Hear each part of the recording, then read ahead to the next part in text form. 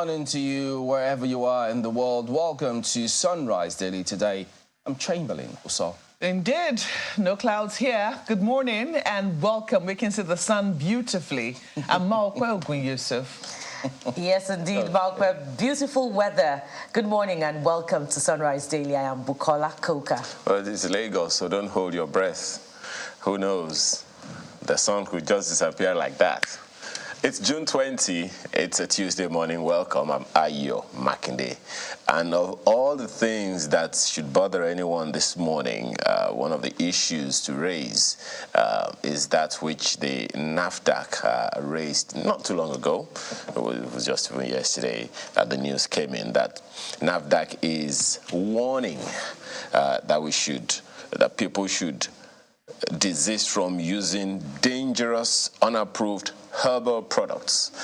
Chamberlain, you remember that conversation we had in 2020 when the NAFDAC DG, the same NAFDAC DG, was telling us our low-hanging fruits to combat coronavirus at the time, the coronavirus disease at the time, were herbal medicines, herbal, what they call phytomedical products. But here we are now, and it would seem like some of us may have taken it quite some dangerous notch, it would seem, because the action of some individuals in certain parts of the country called for attention to the effect that someone had to be arrested and at that, and so many other issues to raise on that one. But exactly part of the things that the DG said is that as it relates to the illegal manufacture, importation, and advertisements and stay of unregistered herbal drugs, I want to assure Nigerians that NAFDAC is doing everything to ensure that only safe medicines and wholesome food of the right quality are sold to our citizenry. We're also making efforts to increase the number of staff we have because we need more staff to go on the street for surveillance and post-marketing and monitoring. The question is, how do we as a people contribute to that battle? Medical products are good. That's the event where that press conference was held. Phytomedical products are good, very, very, wonderful for us as a people to use. However, caution is the word. And look at some of those things that have been banned that NAFDAC is bringing out for all, so displaying for everyone to see and be aware of. So please, be warned. Unless you have, sometimes even if it has a NAFDAC number, you want to raise some questions to yourself, because not everything that has a NAFDAC number, possibly not everything that came from NAFDAC with a NAFDAC number is actually from NAFDAC. Yes, indeed. And Aya, we need some of these reminders as often as possible, just to put us on guard, particularly because we're in a country where it's so easy to purchase drugs across the counter, whereas that's not what's in line with international best practices. Especially herbal medicines. Especially herbal medicines. Well, even orthodox medicine, you have to get, a prescription from a medical practitioner where it's properly done in other climes. Practitioners, medical practitioners, traditional practitioners, herbal practitioners offer, drugs as solutions to all forms of diseases. In most parts of Nigeria, in those days, you used to encounter them in transport buses, but now they are bound, even online. And true confession here, I was almost purchasing, a particular product, and then my journalistic instincts, went off, and I asked myself, have you asked if this drug has, a NAFDAC registration number in the first place? And that's how I was put on check. But we must balance the argument. We can't dismiss herbal medication in its entirety, but what we must call for is a harmonization with orthodox practice. What are the components of the whatever it is that has gone into the production of those herbal medicines? They must work, because it's a field of science, so they must work with medical practitioners, orthodox medical practitioners, such that You can be educated on what it is you're consuming and what it will do to your body. What are the side effects? You must ask all of those questions. We find also that, you know, in a very, very important medical field, women's reproductive health, traditional practitioners abound, and increasingly our mothers are patronizing them. While there's been some successes recorded, orthodox medical practitioners still express concern about some that are practicing without, you know, complying with standards. So all of these areas must be looked into. Malkwe and Chamberlain.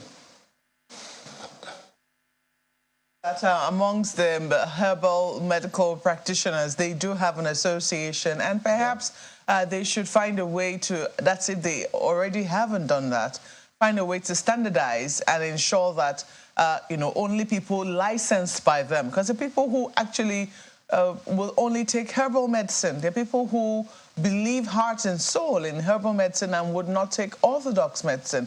But, you know, this advocacy which the NAFDAC DJ is taking on, I know that she's also a great fan of phytomedical products, and she's, you know, made a case for them. It needs to get to the grassroots. Yes, I do know that people like you and I need to, because you'd be surprised how many people love herbal medicine. I always find it very interesting that if you do look at something that's been approved by NAFDAC, if it's herbal, they will tell you that they have not been able to prove the efficacy of this. Oftentimes what they tell you is that what they have been able to just say with the NAFDAC number is that it is safe for consumption. That's basically what NAFDAC does. The other claims which the herbal medicine might make, or which you might claim to be able to do for you, they will tell you they know nothing about this. You just read the bottle, whatever it is you see herbal medicine. There are a few, you know, good herbal medicines that have been approved by NAFDAC, but I believe that NAFDAC needs to speed up the process, make it a lot easier for herbal medical practitioners and those who make these medicines to get their product approved. They need to get information to the grassroots so that people who you know, who really need to get this information, people who drink agbo almost on a daily basis, will know that then they need to have the education. You don't just drink everything that you see. If it has not been given a NAFDAC approval product number, you know, it's not safe for consumption. Your kidneys and your liver are at stake here. And don't forget that I think yesterday was a World Drug Day, while trying to remember NDLEA, and I think trying to remember the UN body now for that.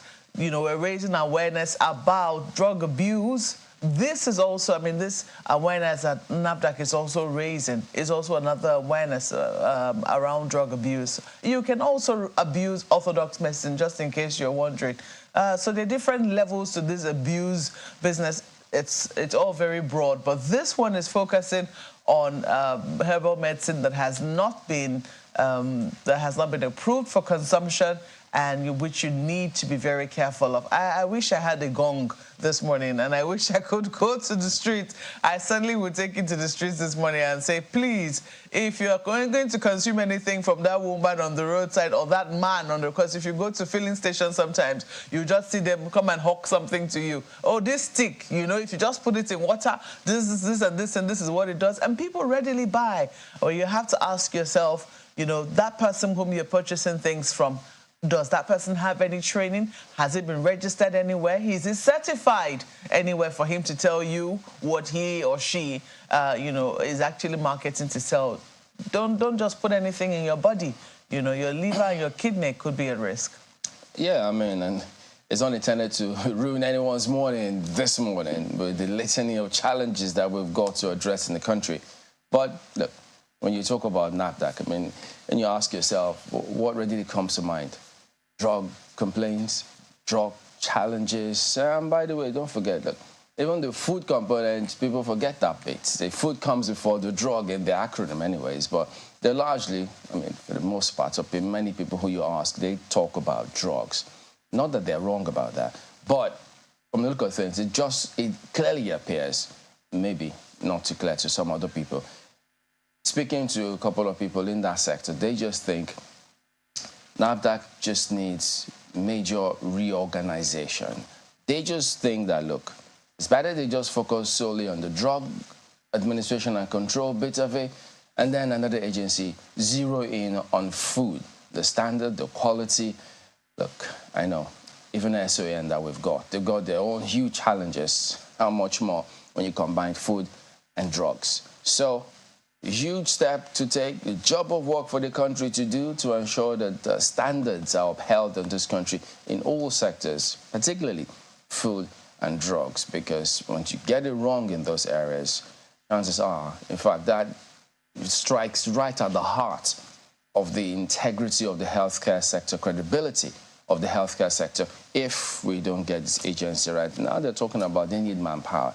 They can't even cover grounds, and then for drugs alone, and then you talk about the food. So, yes, she has to speak up because, I mean, after all, you all want results from her. So now that she has raised some of these challenges, I think the authorities should probably, in the spirit of what went down yesterday, look into this agency and see that we get results. So, speaking about what transpired yesterday, we'll dovetail into the dailies this morning and take you through some of them. Whoa, what a sweeping change we had yesterday. Let's start with the Daily Trust, a highlight that, as much as several other dailies here today, unveiling new security chiefs. Tinubu renames Ribadu NSA. Egbetokun acting IGP. Hadiza Bala Hanatu Musawa SAs. Musa CDS. Lagbaja COS. That's his name actually. Ogala CNS. Abubakar CAS. Over 20 senior military officers to exit service. What new appointments mean for Nigeria's security? So, that's what you see here this morning. And that bit where over 20 senior military officers to exit, it's not just. I mean, we see this all the time. And I know there are usually questions as to, are there ways around this? Because if you go back and calculate how much the country actually spends to train all of these top personnel who have to take a bow and go, what becomes of them at the end of the day? Do we have a system wherein we leverage on the expertise of all of these men? Because it doesn't just fizzle out when immediately they bow out. I do believe that, look, there are several ways that we can tap into all of this expertise because it counts for something at the end of the day. Well, who knows if sometime, someday, probably sooner rather than later, we might just have something. Rather than them just forming an association on this matter, but we need to see real results, us leveraging on their wealth of experience. Okay, don't forget the subsidy component. They had a meeting as well. Subsidy, that's what you see at the bottom strip here. FG, Labour set 8-week deadline to conclude dialogue. I know many just hope that they won't be fatigued about this back and forth. I know that the first of the demands of Labour is gone out of the window in terms of maintaining status quo. So that one by TUC, I know that's the response. Come on, how was that supposed to work? Chamberlain, did you really want that? Status quo, you won't get it by. Yeah, I'm just saying that request of theirs has gone out of the window. It's a statement of fact. It is a statement of, even by the very nature of the request. So there you go. So it's and then hopefully this part where you see 22 killed in fresh plateau attack, it should become history. Now that we have this new service chiefs, you know, if I didn't know what they should do already, this headline should never be happening. It should be certain persons have been apprehended. Look, don't forget, even those who committed crimes 10, 20, 30 years ago, the law is the law. In fact, they should. Let me not say much on that. That's Daily Trust this morning. Well, leadership also follows suit. I mean, they are also focusing largely on the new appointment. In one fell swoop, Tinubu retires service chiefs, IGP, customs boss, names replacement, rejig Brigade of Guards appoint Ribadu, NSA leadership columnist Musawa, essay culture and entertainment economy. Very interesting appointments. Oh yeah, I mean certainly they would load one of yours. Page 4 is where you get details. So in one fell swoop. I mean, you most likely will be seeing the same thing on the front page of all of the dailies this morning. The difference will be how it is captioned. President dissolves boards of MDA, spares INEC, 13 others. So details on page 7 of the paper. And of course, they also have that story on subsidy removal. Federal government labor fixed 2 months. So depending on how you look at 8 weeks. 8 weeks, 2 months. Some months have 31 days, others 30 days. You can either count 8 weeks or you count 2 months. But look at this. Avoid gifts from corrupt litigants. CJN warns judges. They always say this. I mean, he said that in very clear terms. He didn't just, just in case you're wondering how you can be corrupted, he spelled it out. Mouth-watering gifts, irresistible business transactions. Avoid them. They're a danger. That's what he said. Irresistible. Yes, he said so. Yeah, danger. Just in case you're wondering. Leadership, that will be it for the paper. Let's turn to This Nigeria, which is up next for you this morning, and it chooses strong words, to capture the wind of change blowing across agencies. And this is it. Hurricane Tinubu sweeps out NSA, service chiefs, IGP, customs CG. I didn't know that Mr. President had another name. No, you know him as Bola Ahmed Tinubu. Well, some choose to call him City Boy, but I didn't know that he also has Hurricane added to his name. What I didn't get was the weather reports. The weather, okay. Now you have it, Ayo. And, this is the result of Hurricane Tinubu. Ribadu is new NSA. Musa CDS, Lagbaja COS, Ogala CNS, Abubakar CAS, Egbetokun IGP, Adewale Customs CG, dissolves all boards of federal parastatals, agencies, and others. So many questions arising from this one. What implications this will bring for the fight against insecurity in the country. But we hope that all of the implications and consequences will be positive. Hope is the only strategy that we have, even though some would say hope is not a strategy. But let's go above the nameplate to find this one. Nigerians to pay more for electricity as tariffs go up by 25%. Now, how's that coming up at your end? How much are you paying for your electricity tariff, particularly if you're into small, medium enterprises? Of course, I would love to hear from you on that one. So what would it mean now that, tariffs have gone up by 25%? Don't forget that, the impact of subsidy removal is still being felt. In fact, that's reverberating across the country. And just moving further down, under the big story, subsidy, Labour FG set 8 weeks deadline to conclude dialogue. And at the bottom strip, you'll find this one: unknown gunmen kill INEC staff, kidnap wife in Ebonyi, victim shot through his car's windscreen. And to add to that one, the father of one of those members of Ohaneze Ndigbo in Ebonyi State was also murdered yesterday. That's one of the reports coming out. So the new service chiefs have their work cut out for them, as we always say. Let's leave it there for This Nigeria. The Vanguard newspaper this morning is the next peak, and of course it's also talking about that same big story. Tinubu sacks service chiefs, dissolves boards of MDAs, and a host of riders that we have brought to you already.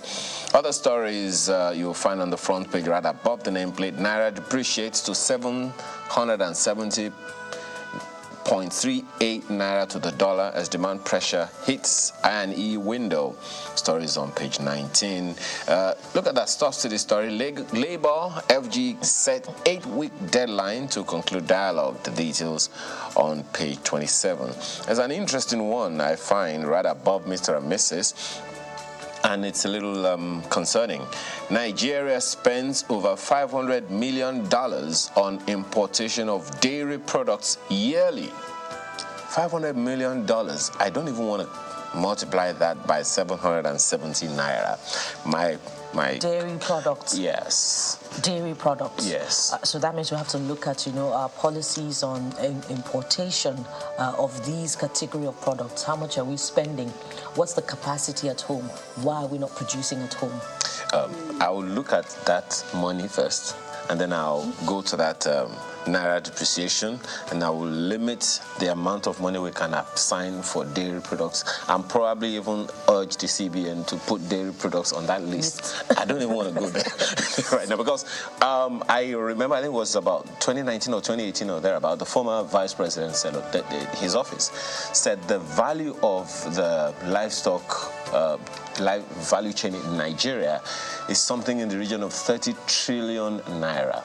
30 trillion naira, that's quite something. That's something. And that's and just... we're spending $500 million on import, which we could have invested in Nigeria. Well, yes, I mean, it's not coming from just one person or one company, but hey, that aggregate is quite something. Can we all put hands together and do something about it? I know that the Kaduna State government has a dairy plant, a partnership of sorts with some company from Europe, but hey, can we also consider increasing taxation on importation of some of these products to discourage them? But those local producers at home have a lot of thinking to do as well.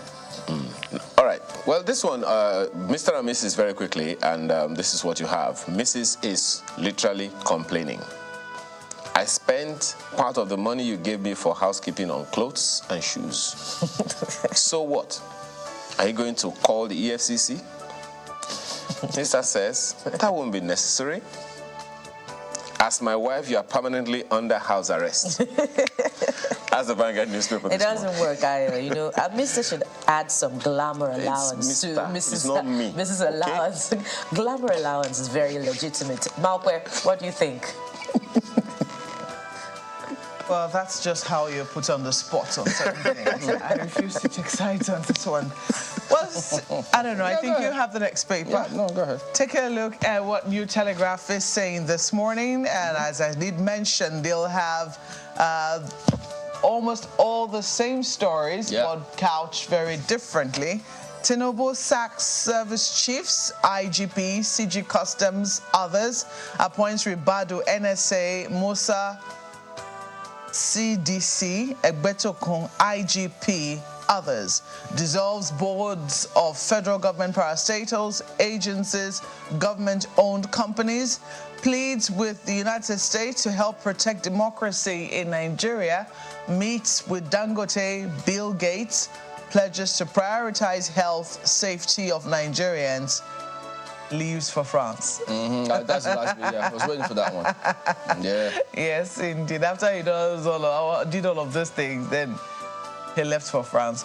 Pages 2, 3, and 5 will give you all of the details. You also have this. CGN to judges. Many high-profile cases come with irresistible gifts. We heard that word again.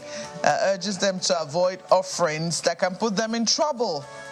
I never compromised my oath of office, says Justice Bokachua. And that's the wife of Senator Bokachua, who's responding also on pages 3 and 4 of the paper. You have a number of other stories there. Diversification. Nigeria export earnings rise 38.7% to 279.64 billion naira. That story is also there. A number of other stories. Of course, you heard the conversation which Buki and I raised on electricity tariff going up. And they're looking at it here. It looks like it might be going up 30%, not 25%. And the reason is this is right there in the header. Exchange rate unification, electricity tariffs in Nigeria may rise 30% by December. So make of it what you will. It's somewhere inside the paper. And just in case you're also following up on the IPOP matter, ear surgery. Ozekome asked DSS to allow Kano see new doctors. Page 26 is where you get details. What were they saying about his lawyers the other time? Whose lawyers? Tinubu's lawyers? No, Kano's lawyers. Oh, well, there's some issue that there is, but I guess we'll let them Go check it out. That's why it's in the dailies. That's why it's in the dailies. That will be it for New Telegraph. Take a look at Nigerian Tribune. Of course, the same scenario. Tinubu retires service chiefs, IGP, CG, Customs, names Ribadu, NSA. Major General Christopher Musa is CDS. Major General Lagbaja, COS. Rear Admiral Ogala, Chief of Naval Staff. Egbetokun, Acting IGP. Major General Ondiandeye, Chief of Defense Intelligence. Bashir Adeni, Acting CG Customs. And it goes on. So that's what you see right here. That's the major one, actually, for all of them. And several other dailies you have also seen here today. Data protection law breach. Banks, telcos, others to pay huge fine. I think it's about time because they've not really been paying attention to this. Several things have gone on that should never be so, but there you go. That is it. We'll look at some of the dailies here today. Judges, remember, don't help yourself with those offerings. Leave the offertory. So we'll be back in a moment. Don't go away.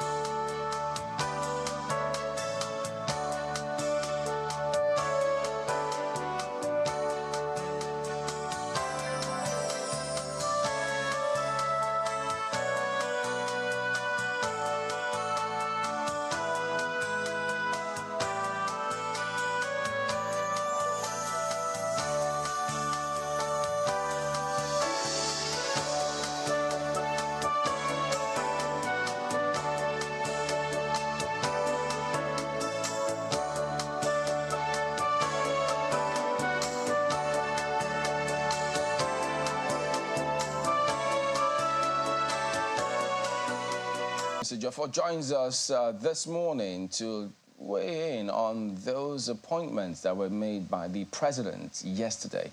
Good morning, and thank you for joining us on the program today, Mr. Jofo. Well, thank you.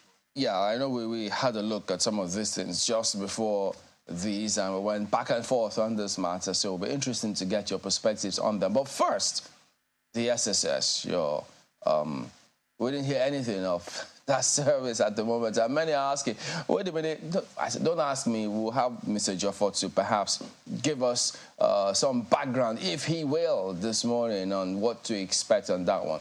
But go ahead and talk to us about your impressions on this. Is there any reason perhaps you think why we didn't see any scenario change in the SSS, or is it what, bidding time or what? Well, you're always asking me questions I'm not in a position to answer. It's the prerogative of Mr. President to appoint his service chiefs. And he feels, anyone he feels that has something to still do for him. I'm sure he will retain such a person. So it's the prerogative of the president, like I said, to lead the DGSS and fire other service chiefs. You recall that last weekend when we discussed, I think about Friday,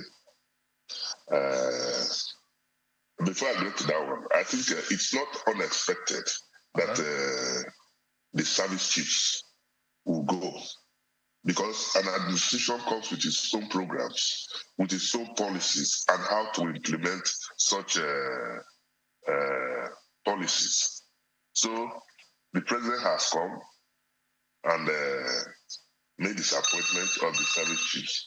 But I think I must, at this point in time, to commend the outgoing service chiefs. They have done their best, and it's left for Nigerians to judge whether their best was good enough.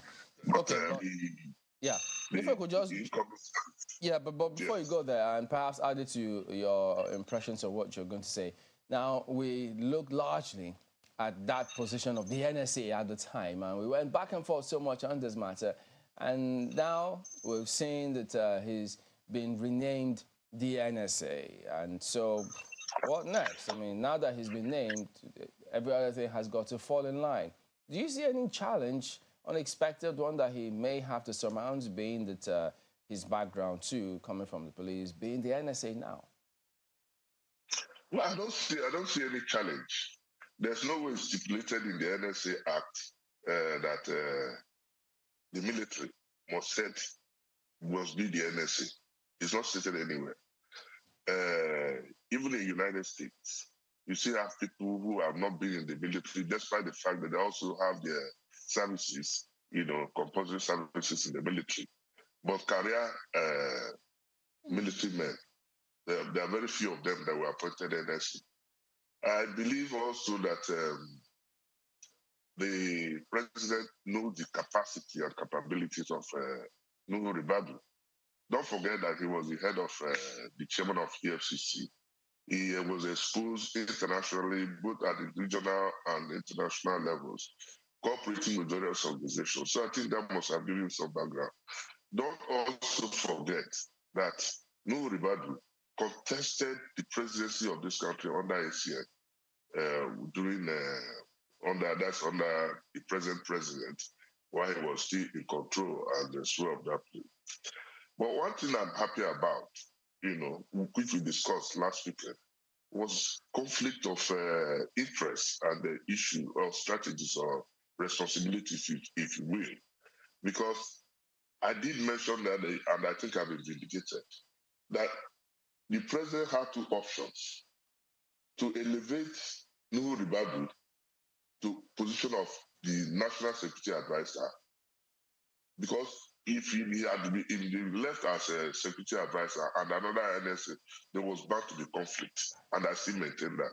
So I must congratulate the president for streamlining this. It's not only being constitutional, that the NSA's appointment is constitutional, is enshrined in the Constitution, but that he has done the right thing by elevating him to the National Security Advisor. So I don't see any problem. Okay, but if you look at the appointments of the service chiefs and all the other agencies that was made for yesterday, do you get a sense, or will there be some sort of unspoken calm that may just pervade the atmosphere, having seen the spread, contrary to what many saw before, how they thought that several areas were excluded, and then they felt that they didn't see any reason whatsoever why they should build confidence in the security agencies. But with this, could that change? It's bound to change. And I look at the appointment as all-inclusive. The only zone left out of this now is the North Central. But don't also forget that have some strategic political appointments. I'm more delighted, that the Southeast is now represented. And this is a way of dancing tension. The president doesn't want to, from my own view, I don't think he wants to look at solving the security challenges we have with the just good method that we have all been using. You need to dialogue with people. You need to talk with the people.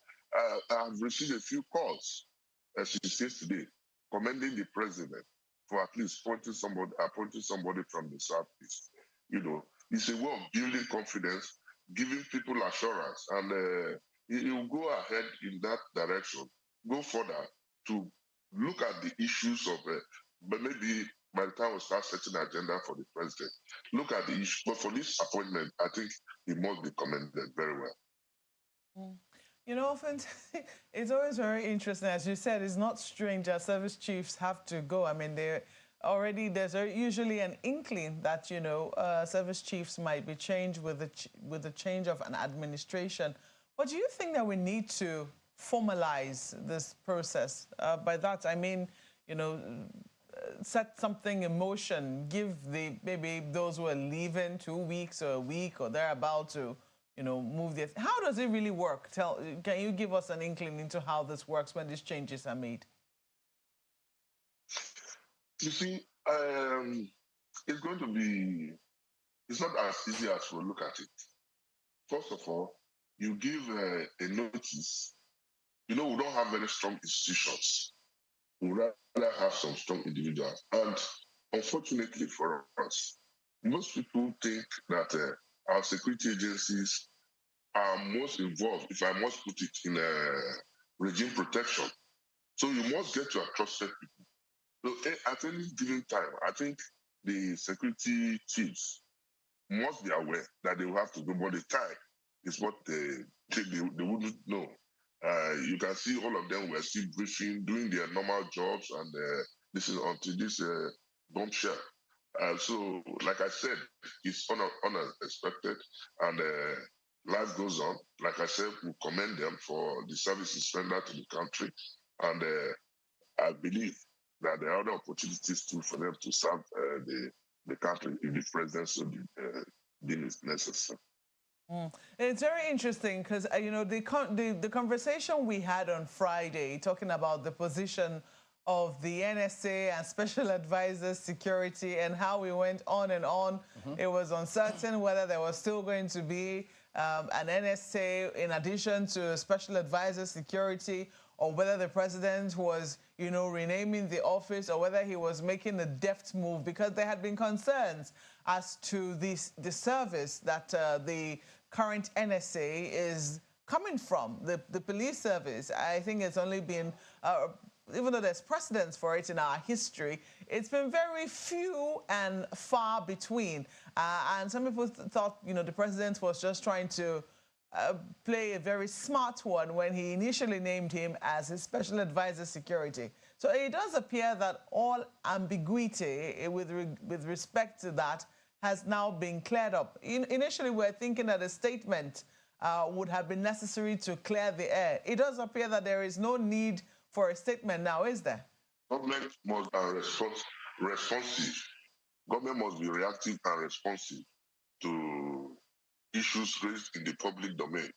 I want to believe that Mr. President too has listened to a lot of comments on the conflict likely to come up between the office of the SA and the office of the NSA. So government works with reaction from people. So I think it's a very good development that he changed it. And you remember, like I said when we started, I suggested that the president should either elevate Nuhu Ribadu to the office of the NSA, which is constitutional, or look for a way out of it, which he has done.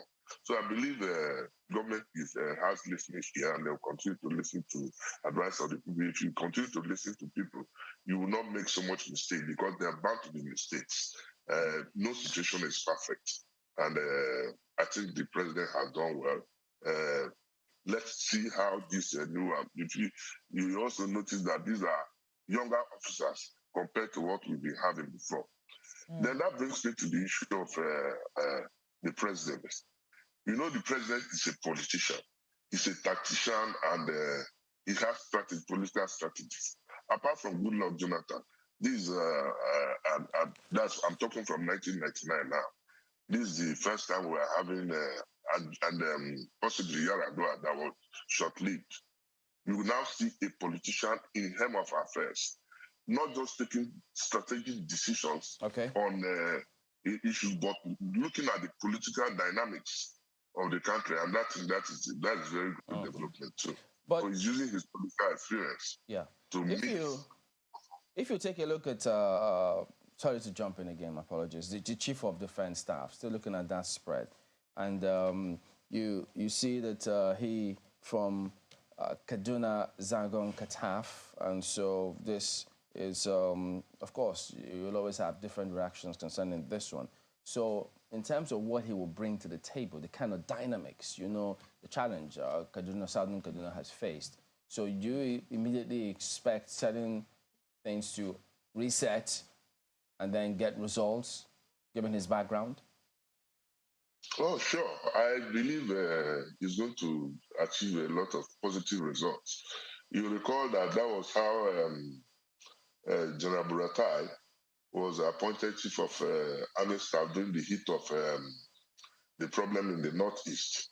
So it's going to be either in both ways, appealing to his people, you know, using a soft approach, appealing to his people to look at the situation critically and using the opponents, because the crisis in that place, you know, is being festering and it's not seeming to be going.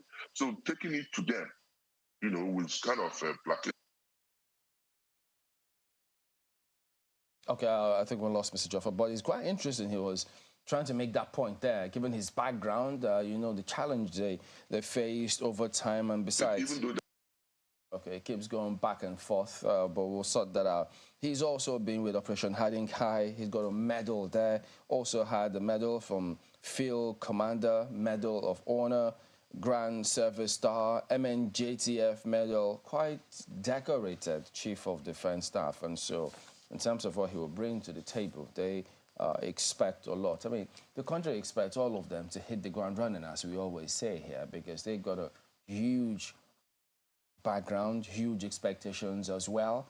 And then given that spread, you expect that handshake. And then always remember that bit where the president consistently told them before all disappointments, work together, not at cross purposes. They have to share intelligence, and then people themselves too, using that knowledge, key knowledge base, to ensure that you then deploy appropriately, combining with the capacity and quality of the equipments that you have. So if they then bring in their expertise in terms of the manpower, we expect a lot of results moving forward. But I guess we'll also see several others.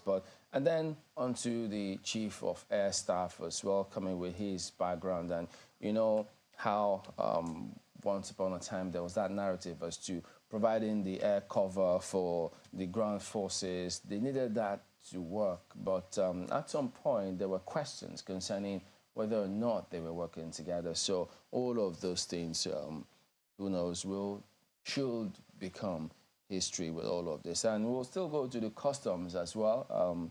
Mr. Adeni there, having ran the media role, the image-making position of the customs, now heads the customs. And I think part of the challenge they had the last time was getting one of them to be in charge, not one who retired a long time ago. So who knows if this will accelerate several other things. And I know that several things that are expected of the customs. I know they talk about the inspection facilities that they have, how slow it can be. They want things a lot faster. Only yesterday, I think it was, Mark, when we spoke about other countries, in Ghana, several other West African countries, how they seem to have faster operations with their customs exporting products. And so in Nigeria, we'd expect Mr. Adeni, who's been there, to know that, well, these are the low-hanging fruits which we expect to happen, because they're at the base. I think this should be elementary, we reckon. So we expect to see a lot more, way better service, output as well from him and several others who've been appointed. After all, that is why they were appointed. Guys? Ayo and Buki? Well, you know, those issues that you have raised, Chamberlain, perhaps also with the concurrence of Mokwe, points to a lot of things, one of which is, for me, I mean, we're talking about service chiefs here. for me, the most important thing is what will change. And I'm hoping that we'll be able to get Mr. Ejiofor to respond to that and a number of other things. What will change? What is going to be new? Well, we don't often hear security officials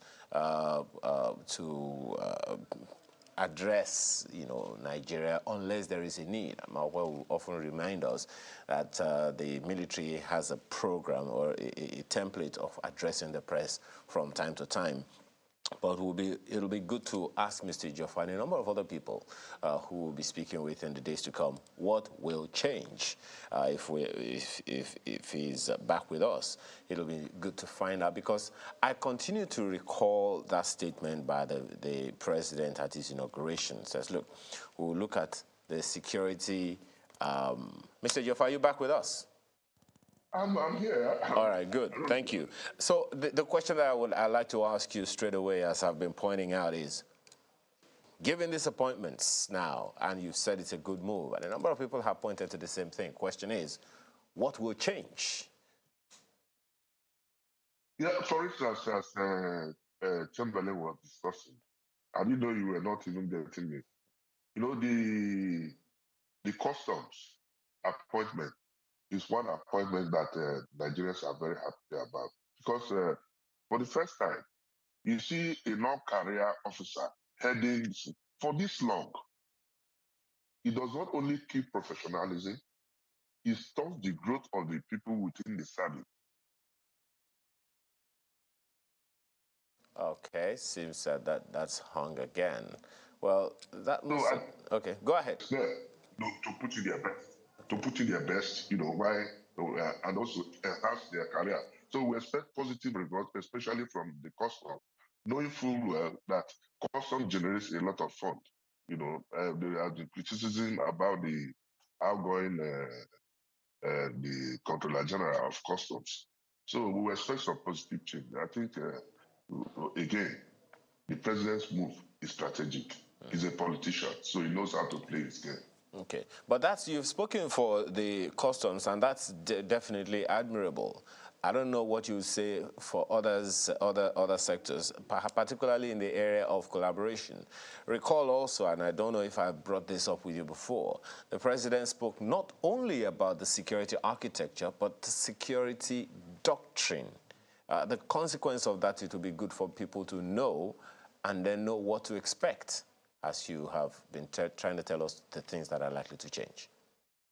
Yeah, during his inaugural speech, the president said he was going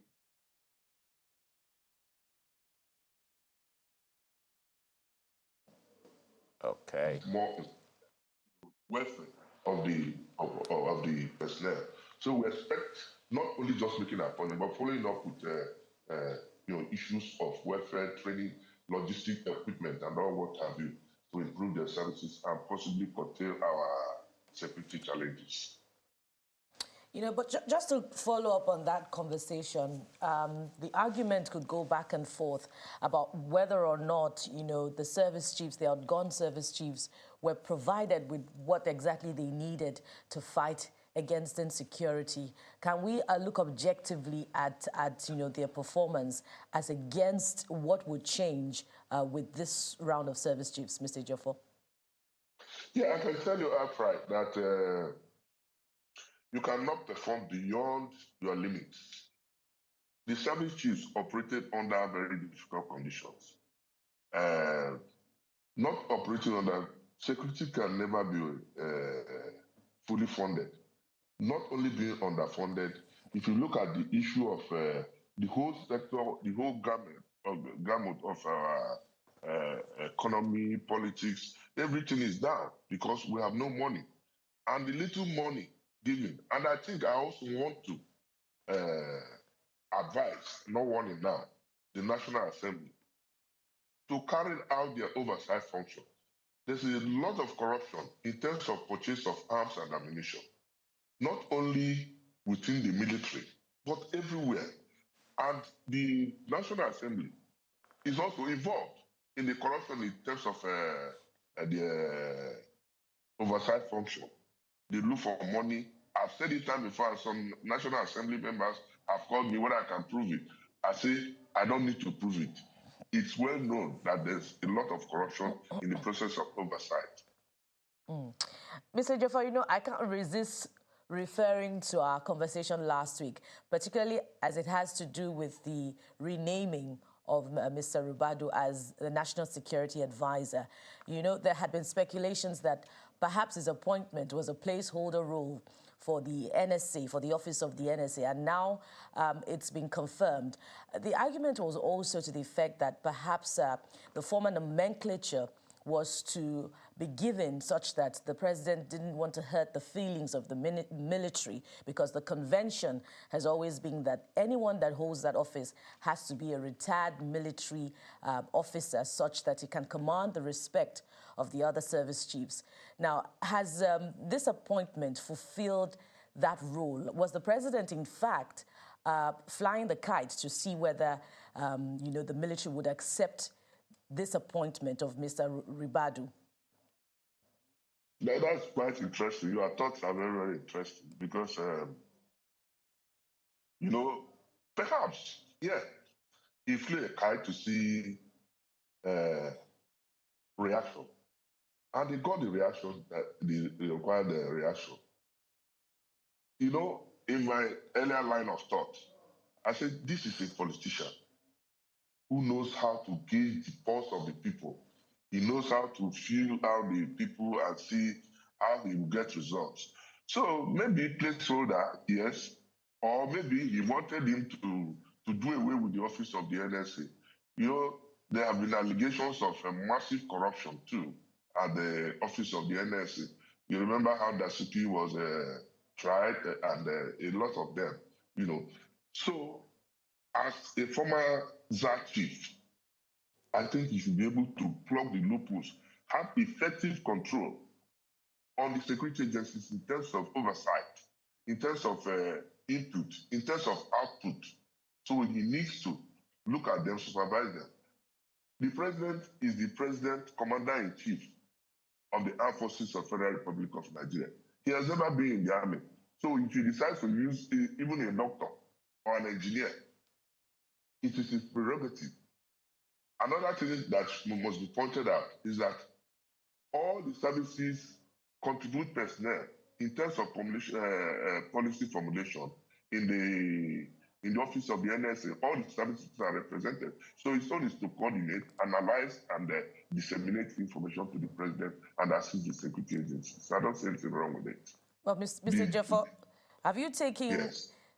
Should we take into cognizance that Mr. Nuhu Ribadu retired as an Assistant Inspector General of Police and does not exactly have a core Navy, Armed Forces or defense background? Do you think you'll have challenges with, you know, that all-important need of commanding respect from this new service chiefs? Yeah, I don't think that would be a problem. There's this jokes we used to talk about that appointment is sign and rank. So by his appointment is to oversee and anybody who is not comfortable, unfortunately, we have to give way for people who will obey because he's representing the president, commander-in-chief of the armed forces. So they are subject to his control. If you don't feel comfortable because you are in the military and you don't want to, you can't continue to do the same thing the same way. And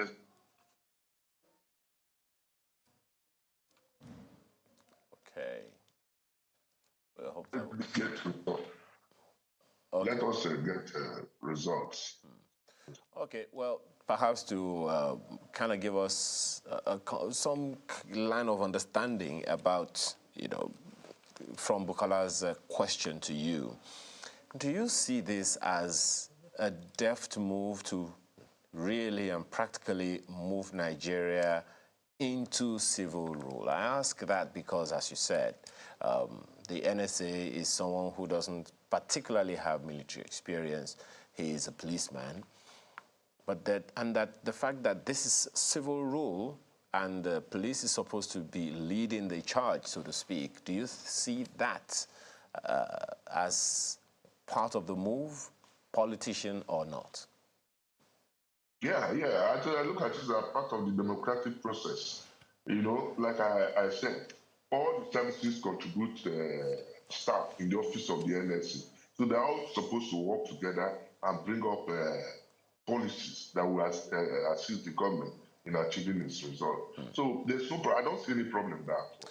Okay, I'm happy you're saying that we do not see problems, but then how will this information trickle down to the rank and file? That's one of the questions a number of people will also ask you. Remember the previous administration, he had quite a challenge getting the services, not the service chiefs, the services to work together. But here we are now. So what, in your opinion, are some of the likely challenges that could come that the NSA will find a way to make sure that, are surmounted and it can trickle down to the rank and file in every part of the country? Well, it all borders on personality, character, capacity, and capabilities of the appointee. Depends on his relationship with the people and the directives he will also get from his principal, who is the president and commander-in-chief. The president has been hammering on the issue of synergy among the security chiefs. So I think that should be central in their approaches to issues. It's very, very key. They must work together and they must get the confidence of the National Security Advisor. It's important. The moment they begin to work across purposes, we will not achieve our results. Well, Mr. Mike Ejiofor, we have to thank you very much for your time this morning with us. It's been quite illuminating, and just, as you know, just hope for the best as the days unfold. Thank you so much for being a part of our conversation this morning. Mike Ejiofor is a former director at the SSS. Thank you again for your time today. Thank you for having me. All right, there's more when we return from this break. Just stay with us.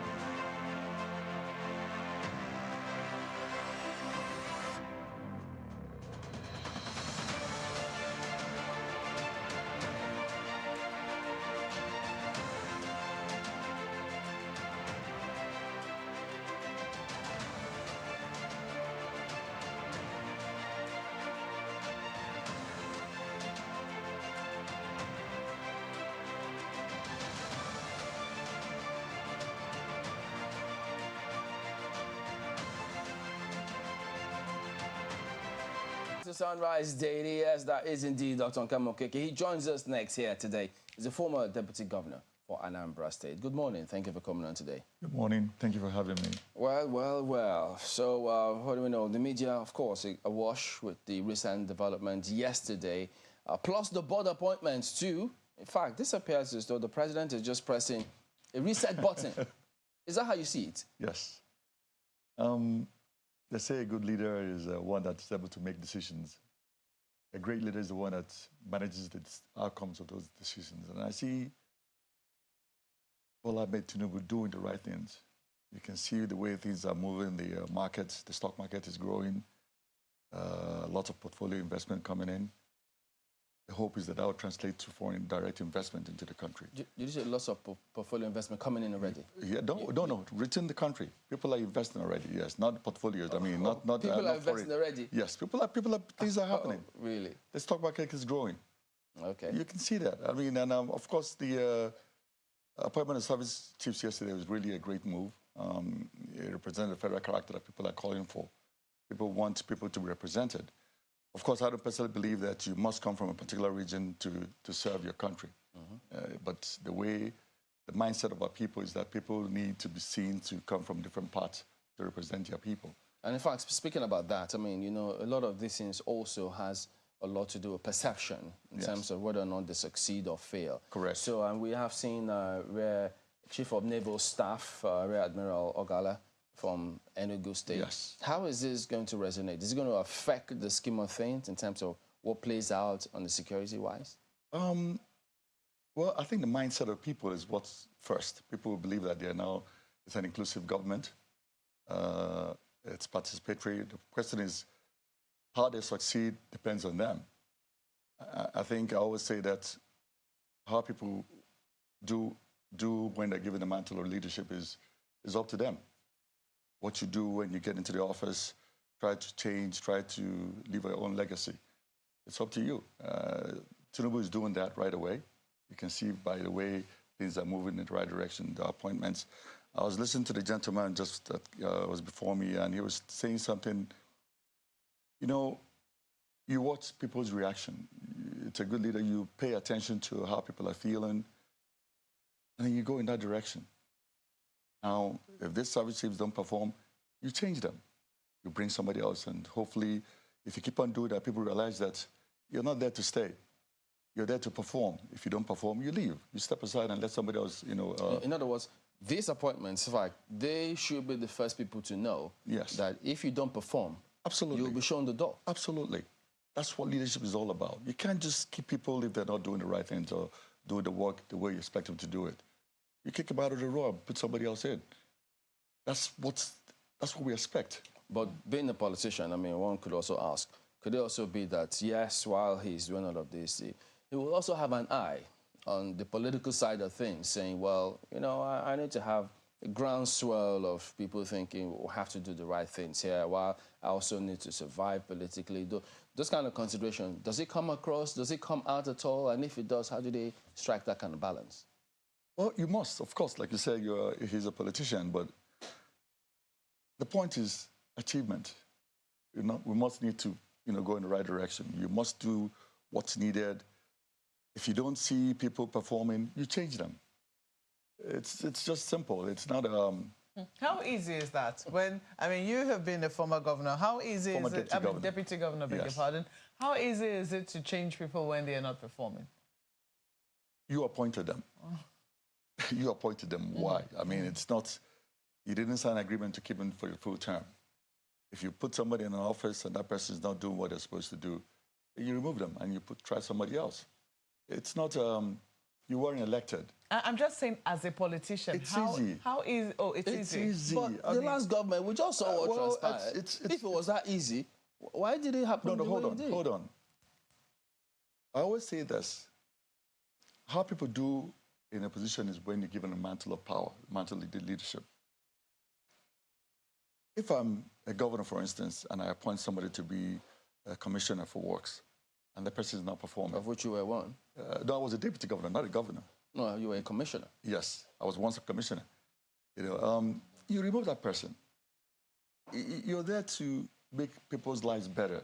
You're there to move them from one stage of life to the next. If that person is not helping you in that direction, then you just tell them, please, do you mind? Step aside. I need to put somebody else in your position. Is it usually said that nicely? Don't they just wake up and say that, oh, I've been removed?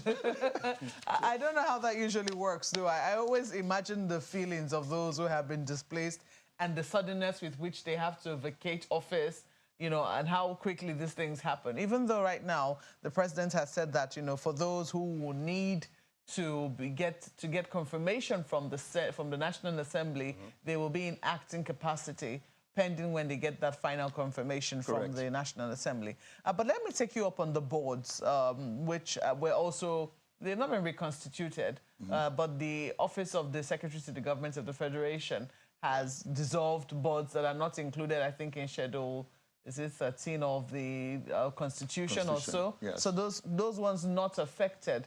But I want to know, how effective are boards? Are they just ceremonial bodies that are just considered to compensate people who, supported political parties in their quest to get power? Or are they really effective in helping ministries, departments, and parastatals achieve the core objective of government, which is to make life better for people? I can't say that for every board, but I believe there are some boards that are actually there to help to make lives better for the people. I think people, if you look at the private sector, how the board of directors works, they're supposed to checkmate the MDs. And I believe that's what's supposed to happen in a parastate house. The boards are there to make sure that the chief executives are doing what they're supposed to do. Now, some of them could not be effective. Yes, it's possible. And that's where the president will now say, okay, it's time to dissolve this particular board and change them and bring in some new fresh blood, and hopefully things would move in the right direction. We have a system right now that people are not being held accountable for their actions or inaction, and it's not helping the country. We need to have people accountable, and I think that's the greatest challenge we have in this country. We're not any different from people from other countries, developed countries. It's just that our institutions are not strong. People commit all sorts of atrocities and get away with it. That needs to stop. That needs to be checkmated. People can't. We have to move the country forward. We have great people here. I mean, look at when you go to the United States, Nigerians are the ones that perform. Their median income is the highest, from what I understand, at least for people who are, immigrants, to the country. So why can't we move? Why can't we move forward in the same direction? Big questions. Well, we've seen time and again, because you said you can't speak for every board. Yes. But the question is, can you say that effectiveness of most boards from what we've seen of our history and the appointments that usually go into, how boards are constituted? Like I said, it's the issue of accountability. I think people sometimes go into these boards expecting to go there to make money. Indeed. Yes. Those are the expectations. Yes. That mindset needs to change. But I believe it's a process.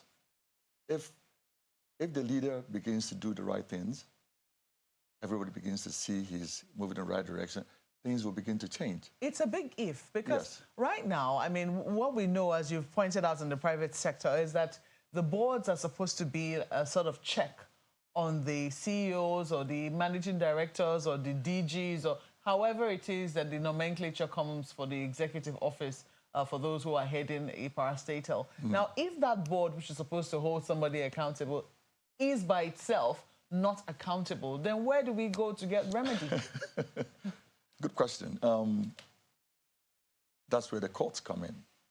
Courts? The courts will come in. Because if you're caught in some form of corruption, you should be arrested, you should be tried, and you should be jailed.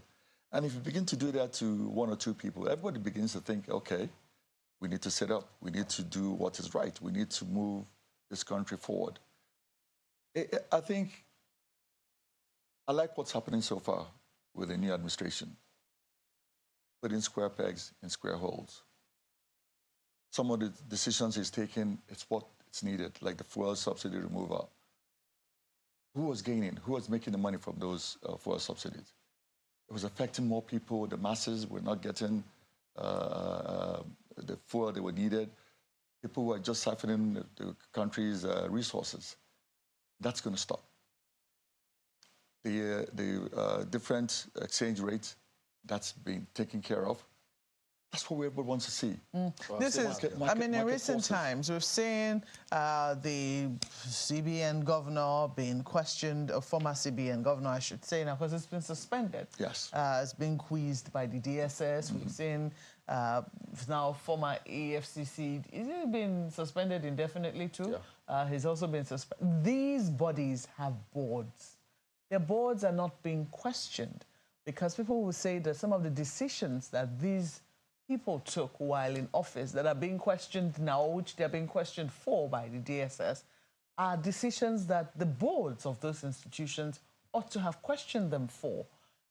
So again, I just want to ask you, do you think that we should devolve, should I say devolve more power to the boards now? Or do you think, I mean, our boards, have they been sleeping? Is it that they don't have, sufficient will? Or is it that they just think that they're just ceremonial, as the case might be? I don't know. I understand where you're coming from. I think people are rather relaxed in a situation when they come into a board. They see the managing director doing or the CEO doing what's not right. Instead of speaking up, they look at it like, okay, if I speak up now, I might get removed. What happens to the CEO if he gets caught? Look at the people that have been arrested. How many have gone to trial and how many have been jailed? And you ask yourself, why raise the dust Why do I complain? Why should I complain? Why do I make noise? Let me just sit and watch things. At least I'm in a board. So what's the point of being in a board? And then the board, the agency which you preside over is assuming they have a lot of stealth and very untoward things happening there, and you're a member of the board. Did they really feel happy being in that kind of board? I don't know. I can't speak for everyone, really, but I was listening to the gentleman before me, and he was talking about the corruption in the entire country, in every institution. We are Nigerians, and Nigerians seem to believe that I can get away with murder. I can try whatever I want to do. I can do things and get away with it. We need to have people held accountable.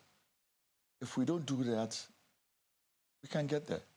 But I think that this can also work sorry to interrupt you, yes, vice versa, because we also have a case in point where, will I say a DG or someone holding an executive position was in conflict with her board. It was her board who, it would seem, was trying to exert undue influence on the agency to get more than they actually, were entitled to. This case came out with Yawande Sadiku, who was, I think, the then DG of NIPC or so. Yes. And she was probed, and it turned out there was actually nothing to... I mean, at the end of the day, the ICPC actually had to give her a letter of clearance, and they found nothing.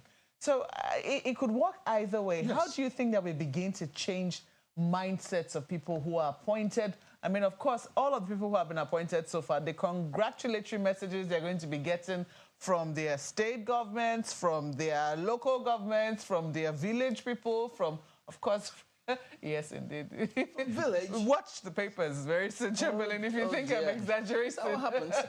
And their town unions, just look in the dailies in the forthcoming days, and you will understand. But how do you think, I mean, everyone's going to want to identify with them, which is a good thing. But then these identifications sometimes also comes with expectations. Yes. So how do you think that people can manage this? You have been in executive.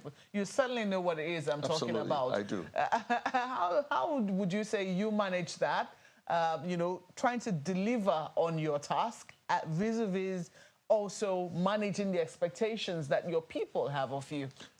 It's difficult. I know I was a deputy governor for 8 years, and I know how I felt where people believe that I should have buckets or cartons of cash that I can give away, which I didn't have. And somebody look at you like, what are you doing there then? If you don't bring that cash, then please step aside. Let somebody who can bring the cash come. I think it's all about sincerity of purpose.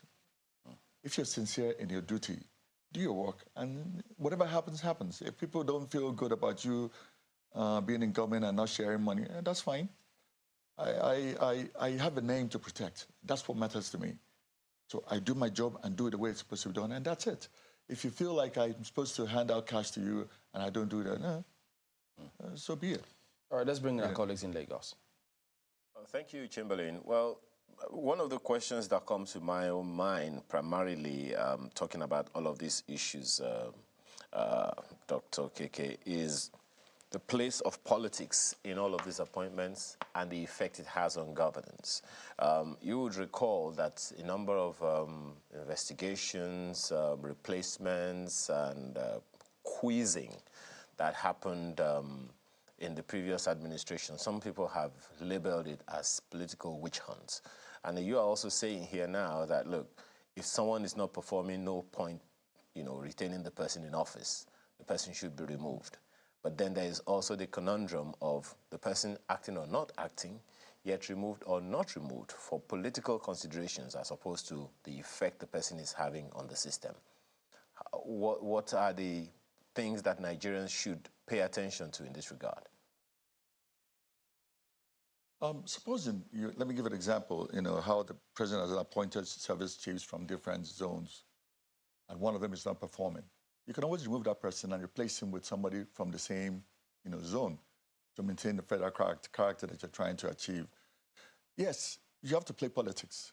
It's all part of the business. You have to play politics. But there are people who are professionals that happen to be in politics.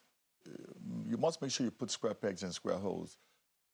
Don't bring a politician just because you want to bring a politician and the person has the capacity to bring in votes. Because you're trying to move the country forward. You're trying to move people from one level of development to the next level.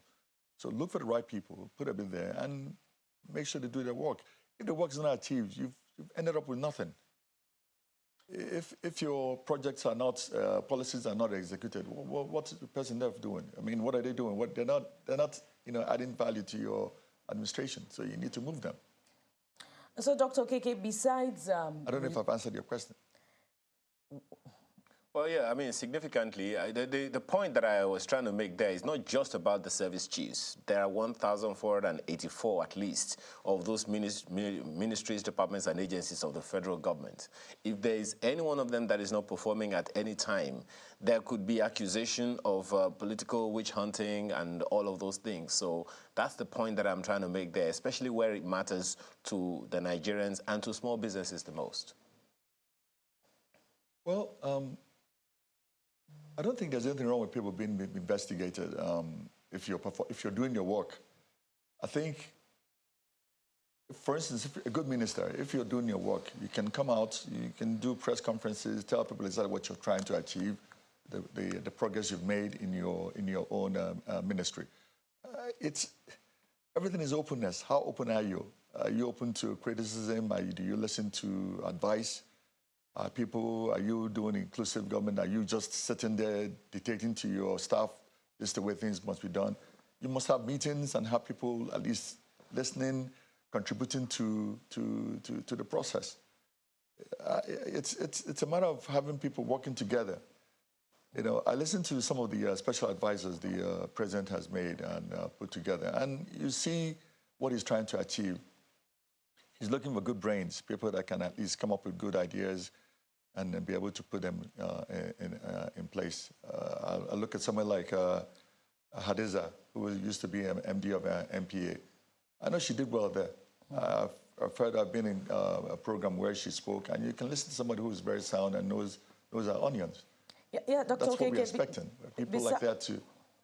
Yeah, Dr. Okeke, besides Yes. the need for results and professionalism within the boards and parastatals, I wonder if we're forgetting that this administration has submitted a list of 20 slots for special advisors, and about 10 or so have been filled, and the ministerial slots are waiting to be filled as well.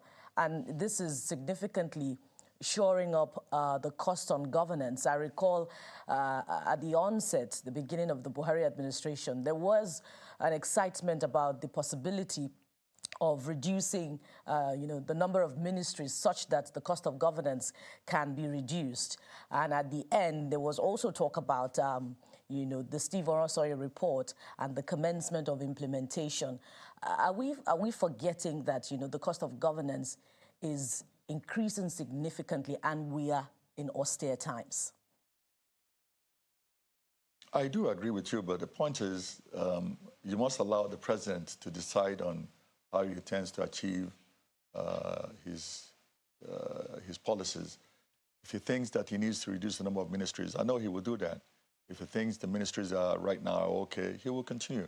I get the point is, they say there are two ways to increase your profit, either increase your revenue or reduce your cost. If it begins to increase revenue, money begins to come in, and people taxes are being collected, royalties are being paid, and things begin to grow. Well, you might look at some of these things and say, okay, no problem, we're moving in the right direction. I do expect a lot from the president. If I look at what he did in Lagos, if that translates to the whole of the country, Nigeria, I think we're in for a good ride. I really expect that. What do you expect in terms of labor government negotiations on the palliatives? That will continue, that will go on. When we see, I'm afraid when we talk about palliatives, that people look at, handing out cash to people. I don't think that's the right move. Come up with programs, policies that would help. I listened to the Labour president talking about CNG, vehicles that use CNG. Yeah. I think that's a good idea. let's see how we can reduce the cost of transportation on people who have to go to work every day. I heard the Kwara State, governor now has about a 3 or 4 day work week, which is good. I mean, you see that happen in the United States where people are followed. You don't have to go to work 5 days a week. You go to work 4. But productivity is very important there. No, yes, you can still achieve the same amount of work. You can still achieve the same. Not achieve it in 5 days working week and then want to do it in 3 days. No, hold on. If people are given targets, if you're given a target, in civil service, they can give them targets. Why not?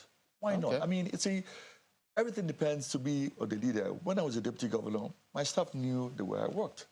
It's all simple. If you're doing the right things, your people will follow. All right, it should be interesting. I'd like to see that bit play out. Give them targets in civil service in this country. I like that. Let's see. We should follow through with that one. You should have a little more faith in the civil service, Chamberlain. Well, if you're beaten, you have to. No, we are good people. Yeah. It's just that we're not being pushed. That's the problem. There's this laxity. Nobody cares. You must care. So civil service, you have to be pushed. So governors, please listen. Well, Dr. Nkem Okeke is a former deputy governor for Anambra State. He's a vice chairman, BOT of APC Professionals Forum. Also being former commissioner for works and former senior lecturer, Department of Economics at Nnamdi Azikiwe University. Thank you for coming on today. Thank you so much. Thank you for having me. All right, we'll be back in just a moment. Stay with us.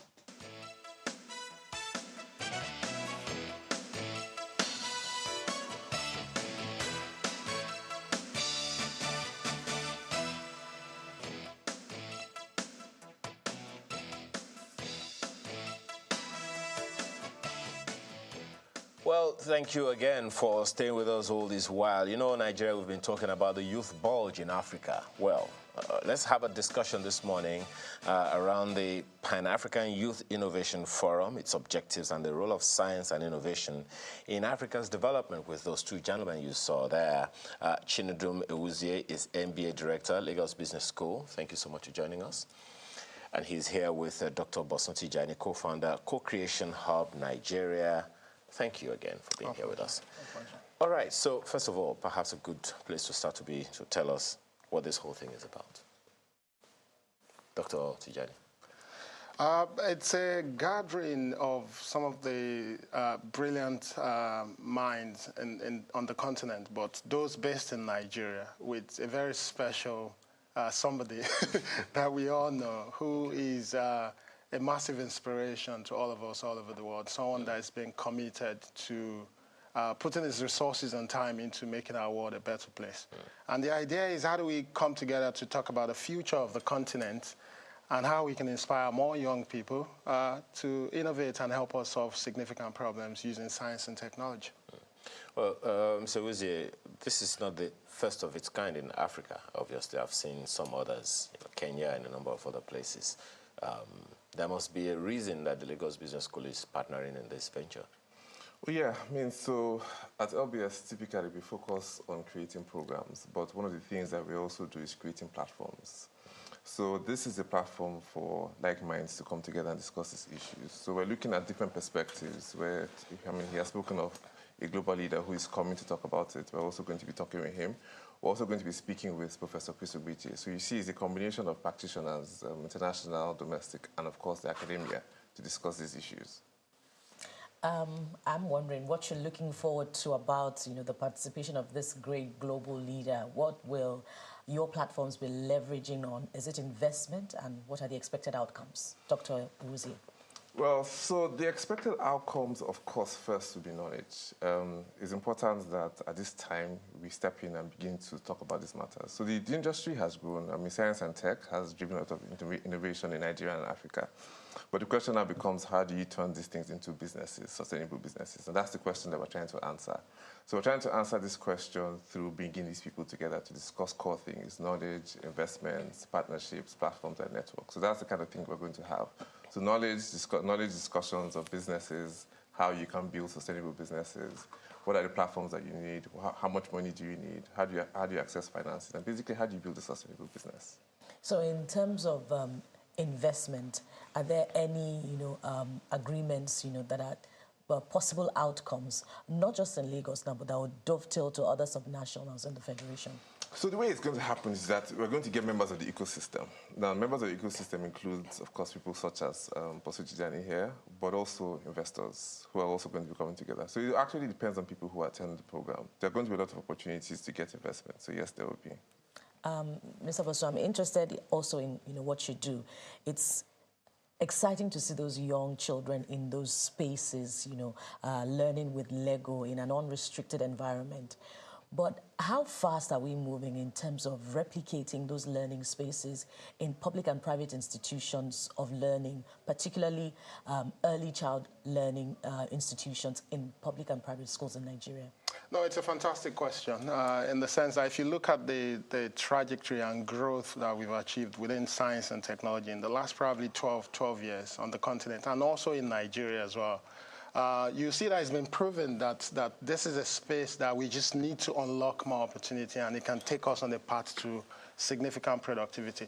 But the question you ask is always the challenge, right? So you can do it for a small bunch of people in Yaba, or you can set up something fantastic in Lekki. How do you scale those kind of interventions sustainably across a country like Nigeria? And that's the big question, and that's where innovation comes to play. That's where we need the best minds in our country, but also continent, to be thinking of not only creating, but creating to ensure that we can bridge the gap between those who have significantly and those who don't. But also, it's also a big issue around profitability as well. So how do you create for society without just not focusing on just profitability, but also driving impact? Striking that balance is where the core of innovation is. So what recommendations are you making as a professional in the field? I think the recommendation is that it's about time, and I hope that this time around that we can see progress, that it's about time that we prioritize the role of science and technology as a people. You cannot drive productivity without these things. Channels can be the greatest it can be without technology. That's the fact. Agriculture in Nigeria can be what it should be without technology. Transportation cannot be better without technology. So we need to understand that for us to drive the productivity level that we want to see in our economies, technology and science is important. Well, Mr. Uzi, Bukola asked you about the takeaways, the outcomes. You've talked about the outcomes has been knowledge. But then, hey, we're in Lagos, Nigeria, the smallest geographical space in the Federal Republic of Nigeria, but we have 36 states. Some of them like 3 times, 4 times the size, even though not the same in population. How do you see the outcome of this knowledge scaling all across the nation? Well, first is the reach. By design, the program is hybrid or online. So first and foremost, of course, is that we're going to be broadcasting this event across the whole world, across Africa, across Nigeria. Second is, like I always go back to the members of the ecosystem who are coming, okay? So yes, we're talking about knowledge, but like I said, there are all other opportunities, such as investment opportunities that can happen there. Because imagine everybody's coming together. Everybody's coming, Bill Gates, LBS, CC Hub, investors, ecosystem players are all coming together for one event. They're also going to be having the same kind of discussion. So I mean, who can tell the kind of things that can happen, the discussions that can happen, we think that are. But just to add to that as well, is to say with this program, we're also working with hubs in different parts of the country. So beyond the fact that Channels is ensuring that this is on here live, it's been live streamed as it's been said, but we're also picking specific tech hubs in about 10 different locations across Nigeria. Okay. And the idea is for those who don't have the right internet or devices to stream and watch, they can go to those centers and actually be part of the program. Is it an virtual event you said? Yeah. Is it something you attend by registration or you just disperse the link? Absolutely, you have to register, and I think the link has been put up, and it's probably going to come up again. Okay. Running in the advertisement that we absolutely. And speaking of that advertisement, it calls out to young people to be part of this process. Just a moment, Bukola. So on the screen right now is the event flyer. Yeah. And that's the significant individual you didn't want to mention to us. You didn't want to mention to us. Well, the cat is out of the bag, and it's quite a big cat. Go ahead, Bukola. Yes, thank you, Ayo. Yes, you've seen it there. The chair of the Bill and Melinda Gates Foundation, co-chair, yes, Mr. Bill Gates will be there. So you've called out to young people to participate in this tech hub. And we've seen quite a number of young persons in Nigeria doing amazing things with technology. We've had on this program sometime last year a young individual manufacturing, what's that thing called again? The aerial surveillance equipment locally. And we asked them, drones. And we asked him how, if he has gotten any support, from government in terms of, the potential of that to help with the fight against security. So what are you saying to such young people who will be participating in this tech hub about the potential and the prospects of them getting support to scale up, their knowledge and their creativity? So it's interesting. The key person who's attending the event, of course, is Bill Gates, and to think that he started his company in 1975. Okay, so he is also where we are now in terms of not necessarily having support, not necessarily knowing how the industry is going to turn out. Okay, so first is that we need to understand what it takes, given the kind of obstacles that we have in our country. You need to understand what it takes personally. You need to understand what it takes infrastructure versus in terms of infrastructure. You need to understand what it takes in terms of investments. So first is that we're going to be having those kind of discussions. Okay. Second, I would say to them is the challenges that we face in Nigeria are not unique to us. The truth is that the industry is growing, and it's the same challenge that you have in any industry that is growing. The government, regulators might not be able to catch up in terms of the knowledge. So it's the fact is that that's what it is.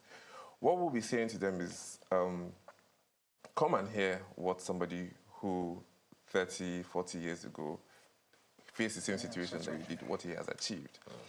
Come and hear from the likes of Bosu how this ecosystem is being grown and understand, the kind of networks that you need to build. Come and hear from LBS faculty in terms of the business knowledge that you require. Because it's one thing to have a fancy idea about, solving problems and all the technology, but you need to know that you're going to build a business. Absolutely. So come and hear these three things and begin to understand and come up with your plans on how you're going to move forward. Okay, you didn't add the fact that he started, is it in the garage or? Exactly, said in the garage, yeah. So, okay, but, by way of call to action, you said that people need to register. Yes. Okay, give us the details one more time. I can see it on the screen if you can look at it as well. It's a hybrid event happening tomorrow. Yes, it is. Okay, and the venue is your phone, tablet, and it's happening tomorrow. Time? At 10 o'clock. It's happening tomorrow. Is there a pre-event event? Well, so there's some activities that will start by 9, okay. But if you want to go to the website, you can just go to www.africa.com. It's on the page, and you can click it. So there are pre-events that will happen by 9, but the core activity starts at 10. Is it interactive? Oh, interactive. So we have a couple of people have already sent in questions. Of course, you can understand that Bill Gates is coming, so a lot of people have a lot of questions. So we're already accumulating questions that are going to be answered on that day. And there's also going to be a lot of interaction with different ecosystem players. So it's going to be very interactive online event. How likely is there to be any kind of follow-up to the event, to follow up on the outcomes?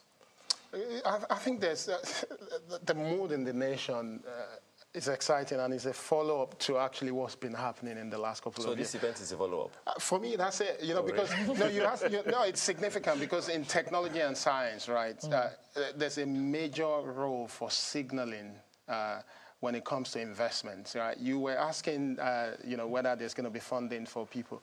When we started CC Hub about 14 years ago, it was difficult for folks to actually get funded. People struggled to find $5,000 to back their businesses, which is when we reached out to a billionaire in Nigeria who created a fund that is now funding people across Africa. As of last year, Hub? No, generally, startups across Africa. As of last year, Nigeria alone raised over $1 billion in funding to technology businesses in this country. But when you dial it back to probably about 6-7 years ago, we were struggling to even get $200 million into the market. It's not coming from government. It's not coming from government, and I don't think it's necessarily government's role to actually fund businesses. Government's role is to make the environment exciting and interesting for investors to come in and fund, both local investors, but also foreign investors. But has government done that? I think we've seen significant progress over the years. There's still a lot of work to be done, a lot of work. You know, some of the things that we have to do to inspire confidence that can drive much more money. Nigeria is the kind of country that can be attracting over $10 billion to technology companies. So besides participating in this tech hub that is coming up, what can young people do to position themselves to access, you know, part of that $1 billion if it come in the near future? Absolutely. Plug into innovation communities around you. When we started CCO 14 years ago, we were the first in the country. Today, I think Nigeria has over 150 tech hubs all across the continent. It's about being part of that community. That's where serendipity happens. That's where you gain access to resources and know-how on how to build businesses, but also how to scale them and make them sustainable as well. And I think most importantly, it's also how you actually gain access to funding. Now, talking about you know, startup and all of that, how does a startup law recently signed, how does it play in this? Let me start with you, Mr. Uzie. Well, first is that I think that the law has been signed first is the recognition of the industry and I think the players and the effort. I think that's first. Two is that it's going to improve access to funding, which is very, very, very important. Three is that it's going to attract more players in the industry. Like Bosun had said, one key thing for the industry is actually the ecosystem.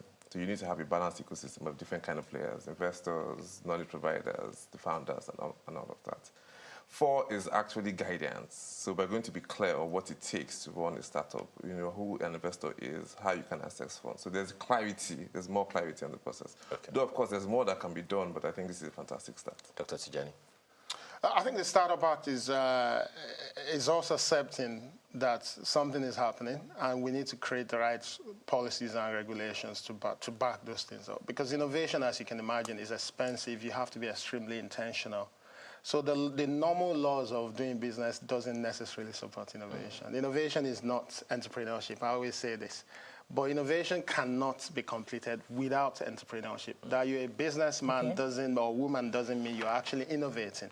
So the laws and the policies that you need to drive innovation has to be intentional. And I think that's what the Startup Act is about.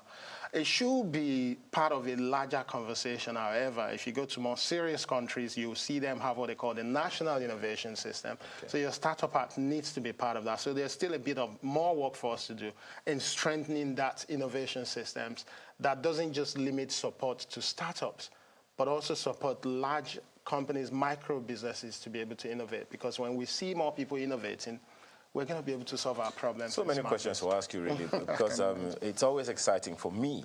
I'm recruiting her as well along the line. When it comes to SMEs and young people, because that's the future. If we do not prepare for the future before the future comes, we're definitely in trouble. For now, we have to thank you very much. But before we go, quick information about that event again. Venue, date, time. And how to register. Okay, so the event starts at 9 with some pre-activity, but the main activity starts by 10 a.m. We're hosting Bill Gates in partnership with LBS and, of course, CC Hub to discuss to host the Youth and Innovation Forum. To log on, so we have the adverts going on now. You can log on to www.africa.com and you will see the landing page and you can click it and you can register. So the event is primarily online. Now, you are moderating the event. I am, yes. What should we look forward to? I think a unique opportunity to dive into the mind of a great achiever, high-impact creator. You know, what does it take for you to dedicate your life to solving society's problem? I think that's unique, and we need more people on our continent thinking that way. So this is a unique opportunity for us to learn from him. For those who might think, hey, Bill Gates is American, will he really understand African context? What would you say to that? This is one of the few people on earth that's dedicated the last probably 15 or so years solving serious problems in Africa, traveling across the continent, trying to help understand how to improve healthcare, education, you know, provide better opportunities for us to be able to, you know, maximize the opportunities we have in agriculture. I don't think I need to answer that question. That needed to be put out there. But Mr. Uzie, we're talking about young people. Not a very patient population, and not a very tolerant population when it comes to something that doesn't sound like what we want to hear. We will respect Bill Gates.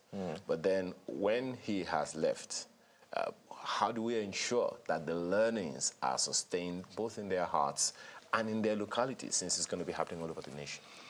That's a good question. And we understand that one event is not going to solve everybody's problems. Thank you for noting that. Yes. So there's a whole sequence of activities we're doing with all the partners. Okay, so we at LBS, we have a series of programs, follow-up programs that we planned after this. CC Hub also has that, and there's a lot of collaboration that's going to happen. Let's not have the expectation that you're just going to come for one event, all of a sudden $1 million is going to enter your pocket. That's not going to happen. But you're going to start a journey which will be continued by LBS and CC Hub. Will there be any form of, what's that word you used the other time? You use a lot of words. Demonstration of existing technology or innovating technology in Africa? Will there be any such thing? Some guy who came up with an electric car, the drone that she mentioned, is there any such plan? Not for this event. I mean, that's a good suggestion, but not for this event. So this event is really focused around experience sharing and meeting people and creating a network. And like Boson has said, we're speaking with somebody who has done it 40, how many years, 40 or even more years ago. So he is, where he was then is probably where many of us are now. So it's good for us to really hear from him. So, I mean, all those other events where we can have demonstration, now will come much later. Now you have to pay for that consultancy. Well, interesting. Is there any promise of reward for, an outstanding presentation of the technology that solves, society's problems at this event? Well, I will speak, but I think Bosu would also be good to answer that. Not at this event, no, okay? We're not going to be demonstrating ideas or innovative products. So we're going to be listening. We're going to be asking questions. We're going to be learning. We're going to be equipping ourselves with the knowledge and the skills to move forward. So not at this event, no. Okay. Yeah. But I think I mentioned earlier, so this event is part of in my mind, a bigger agenda, if you look at it that way. Okay. Mr. Gates met with the president. You would imagine, and he did that the last time he came here as well, where he gave strong advice to our government and our leaders on how to actually build that support system that young people need to be able to innovate. Long and short, you're saying that there's a lot more to come. I think so. I think there's engagement with stakeholders that is ongoing that will drive exactly what you want to see. Okay. This event is about advancing Africa, unleashing the power of youth in science and innovation. We have to thank you so much, gentlemen, for being here. I usually joke that once you have white hair, you're no longer a young man. But hey, we disprove that. Chinedum Ewuzie is MBA Director, Lagos Business School. He is here with Dr. Bosun Tijani, co-founder, Co-Creation Hub Nigeria. Thank you, gentlemen, for being here this morning. Sure, thank you. Thank you. All right, your own contribution to the program this morning. Do we have any? Chamberlain, Malkwe? Okay, well, I guess. we do not have at the moment. And by the way, if we did give an impression that the service chief report to the NSA, no, that's not the case. They do not report to the NSA. Well, we do thank you all for watching the program today. We'll see you again tomorrow.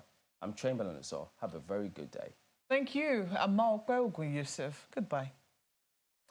Well, we'll take your meals tomorrow, we'll promise. We hope there'll be time to do that. Thank you for being a part of the program. I am Bukola Koka. June is 20 days old. Have a wonderful rest of your day. I just wanted to remind you of that. Am I your Makinde?